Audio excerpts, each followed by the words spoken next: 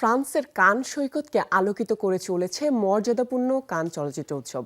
বিশ্বজুড়ে বিনোদন তারকাদের জন্য লাল গালিচা বিছিয়ে দেওয়া হয়েছে তাদের উপস্থিতিকে স্মরণীয় করে রাখতে। প্রতিদিনই বিশ্ব বিনোদনের রথী মহারথীরা আসছে কানের মঞ্চে। কেউ আসছেন নিজের সিনেমা নিয়ে, কেউ আসছেন অতিথি হয়ে। কানের তৃতীয় দিনে সমস্ত আয়োজন নিয়ে থাকছে এখনকার প্রতিবেদন।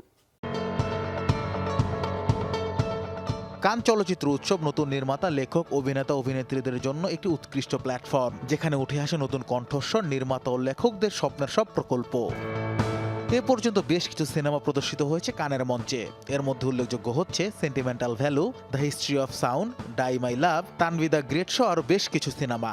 সাহসী গল্প, ব্যতিক্রমী সব ঘরানার সিনেমার আধিক্য দেখা গেছে এবার, যেগুলো ইতিমধ্যেই জুরি ও সমালোচকদের কাছ থেকে মিশ্র প্রতিক্রিয়া লাভ করেছে। ভারত থেকে মূল প্রতিযোগিতামূলক বিভাগে কোনো সিনেমা জায়গা করে নিতে পারেনি এবারের কান উৎসবে। তবে ভিন্ন ভিন্ন বিভাগে প্রদর্শিত হবে home bound, Tanvi the great ও a doll made up of clay. ইতিমধ্যে তানভি দ্য গ্রেটের প্রিমিয়ারে উপস্থিত হয়েছেন ভারতীয় বরেণ্য মিডিয়া ব্যক্তিত্ব নির্মাতা অনুপম খের। এদিন তিনি কানে উপস্থিত থাকার পাশাপাশি দেখা করেন আরেক কিংবদন্তি নির্মাতা রবার্ট ডে নিরোর সাথে। এছাড়াও বলিউডের অনেক তারকাকে দেখা গেছে কানের লাল গালিচায় আলো ছড়াতে। এর মধ্যে উল্লেখযোগ্য হচ্ছে লাপাতা লেডিস খ্যাত অভিনেত্রী নিতাংশী গোয়েল উপস্থিত হন কালো ও গোল্ডেন কালারের গাউনে। বলিউড তারকা জ্যাকলিন ফার্নান্দেজ হাজির হন লাল গালিচার সাথে ম্যাচিং করে লাল রঙের ক্রিমসন কোর্সেট গাউনে। অভিনেতা তাহাশা বাদুশা সহ অনেক বলিউড তারকা উপস্থিত হয়েছেন কানের মঞ্চে। হলিউডের অনেক তারকারাও এদিন দুটি ছড়িয়েছেন কানের রেড কার্পেটে। নীল রঙের সিকুইন গাউন ও পালকযুক্ত শালপুর উপস্থিত হন ডায়ান ক্রুগা। কালো রঙের একটি গাউন পরে ক্যামেরার সামনে ধরা দেন ইরিনা শায়েক।